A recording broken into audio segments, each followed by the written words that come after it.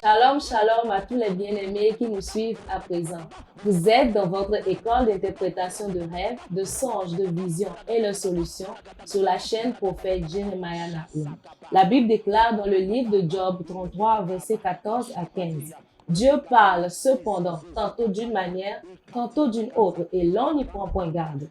Il parle quand les hommes sont livrés à un profond sommeil, par des songes, par des visions nocturnes, quand ils sont endormis sur leur couche. Restez alors avec nous pendant que nous décortiquons le rêve du jour. Shalom, serviteurs de Dieu, et bienvenue dans cet épisode. Shalom, shalom à vous et à tous nos téléspectateurs qui nous écoutent et qui nous envoient toujours leurs rêves. Voici alors le rêve du jour. La sœur bien-aimée d'ici, séquence numéro 1. Dans mon rêve, je vois plusieurs enfants qui ont volé de l'argent. Bon nombre de fois, et j'étais en train d'expliquer à quelqu'un que les enfants sont allés à tel endroit et ont volé. Je ne voyais que le vol. Là, c'est clair. Il ne faut même pas aller chercher l'explication. Ça, c'est l'activité des voleurs spirituels. Et c'est une activité élevée des voleurs spirituels. Pourquoi? Parce que les enfants ne sont pas agressifs. Lorsque les démons utilisent l'image des enfants pour vous affronter dans les rêves, c'est pour jouer sur votre sentiment. C'est pour que vous n'attaquez pas. C'est pour que vous preniez la situation à la légère. Parce que lorsque vous voyez un géant, vous allez prendre conscience et savoir que c'est le temps de la bataille. Mais quand vous voyez les enfants, vous allez vous dire que c'est des enfants. Je ne vais pas les attaquer. Ils sont inoffensifs. Donc c'est ça. Ok, séquence numéro 2. Ensuite, je cherchais mes propres finances, mais je ne les trouvais pas et cela m'a fait bizarre. Après, je me suis retrouvée dans la concession de ma grand-mère où j'ai grandi et plus précisément dans la chambre où cette dernière dormait, qui est un hôtel en famille que tous aujourd'hui nous savons. J'ai vu des fleurs de décoration alignées là-bas et dans le rêve, je me posais la question de savoir ce pourquoi il y avait tout le matériel de décoration là-bas. Là, c'est très clair. Quand vous vous renseignez sur cette sœur-là, son travail, c'est la décoration. Et cette sœur, cela veut dire que son travail a été emprisonné par les puissances ancestrales. Parce que la grand-mère était déjà morte. Et puis, il y a un hôtel là. Mais elle retrouve maintenant tous les matériaux de décoration qu'elle utilise au niveau de la grand-mère. C'est-à-dire que les forces sataniques se capitalisent sur les autels des ancêtres pour maintenant emprisonner sa potentialité ou emprisonner ses clients pour que le travail qu'elle fait ne soit pas connu de tous ou pour qu'elle n'ait pas de clients. Séquence numéro 3 alors. En même temps, j'établissais un lien en disant que tous les marchés de décoration ou opportunités que je perdais sont ici. Mais je n'arrivais pas à les récupérer.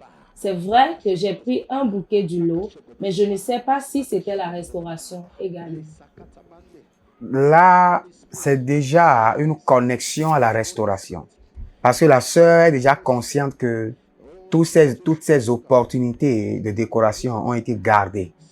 Et elle a pu retirer un seul.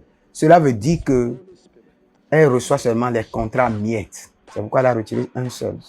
Donc, dès qu'elle va commencer par s'efforcer pour sa délivrance, pour la délivrance de son travail, elle pourra maintenant aller là-bas récupérer tous ses contrats. Maintenant, quelle devrait être la première réaction de cette sœur lorsqu'elle sort en fait de ce rêve?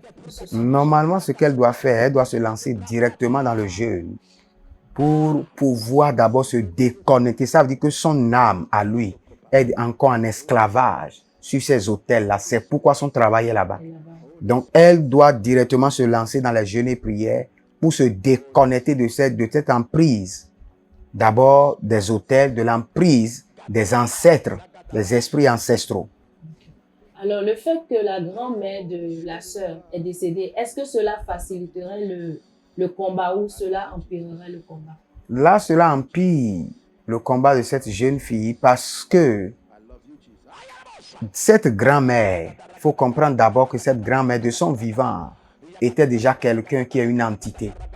C'est pourquoi même après sa mort, Les démons utilisent toujours son esprit pour maintenir une emprise satanique sur la famille.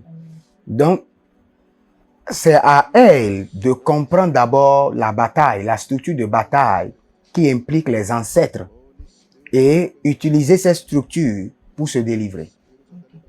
Est-ce que ça veut dire aussi que la sœur a un lien d'âme avec la grand-mère décédée en question? Ça, c'est clair. Cela veut dire directement que c'est cette grand-mère qui est le canal qui lie cette sœur aux autels, aux divinités. C'est pourquoi son esprit est toujours utilisé. Okay. Quelles sont alors les prières à suggérer à cette sœur? Je donnerai à cette sœur juste 2 points de prière rapidement.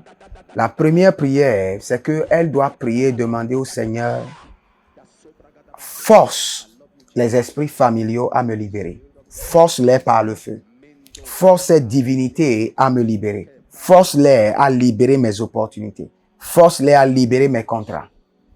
Maintenant, quand elle finit cette prière, une deuxième prière qui est très importante. Il faut que le Seigneur lui livre à cette sœur le secret de la domination, le secret pour dominer et contrôler ces autels familiaux, ces esprits ancestrales. Saint-Esprit, donne-moi le secret pour pouvoir contrôler, dominer sur ces esprits ancestraux, au nom de Jésus. Est-ce qu'on peut prier rapidement pour cette sœur? Je prie pour cette sœur et je prie pour tous ceux qui sont sous la captivité des ancêtres. Au nom de Jésus, que la main de l'Éternel les libère, que le joug satanique sur leur vie soit brisé et que leur liberté soit confirmée par le sang de l'agneau. Au nom de Jésus. Amen. Amen. Nous voici alors à la fin de cet épisode que nous vous remercions d'avoir suivi. N'oubliez pas alors d'envoyer vos rêves au numéro qui s'affiche à l'écran sur WhatsApp. Faites-le et vous bénirez également les bien-aimés. Shalom, shalom et à très bientôt pour un nouvel épisode. Au revoir.